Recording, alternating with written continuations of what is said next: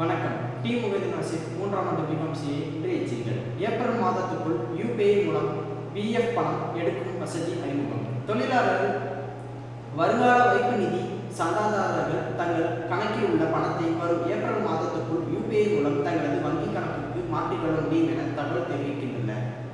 தொழிலாளர் வருங்கால வைப்பு நிதியில் ஒரு குறிப்பிட்ட தொகையை மட்டும் வைத்துக் கொண்டு மீதமுள்ள பணத்தை யுபிஐ மூலம் தொழிலாளர்கள் தங்கள் வங்கி கணக்கிற்கு மாற்றிக்கொள்ளும் வசதியை தொழிலாளர் நலத்துறை அமைச்சகம் செய்து வருகிறது. சந்தாதாரர்கள் தங்களின் வங்கி கணக்கிற்கு மாற்றிக்கொள்ளும் தகுதியான தொகையை அறிந்து யுபிஐ மூலம் மாற்றிக்கொள்ளலாம். 8 கோடி சந்தாதாரர் யுபிஐ பின் எண் மூலம் அந்த தொகையை தொழிலாளர் இணைத்துக் கொள்ள வங்கி கணக்குக்கு சென்றுவிடும்.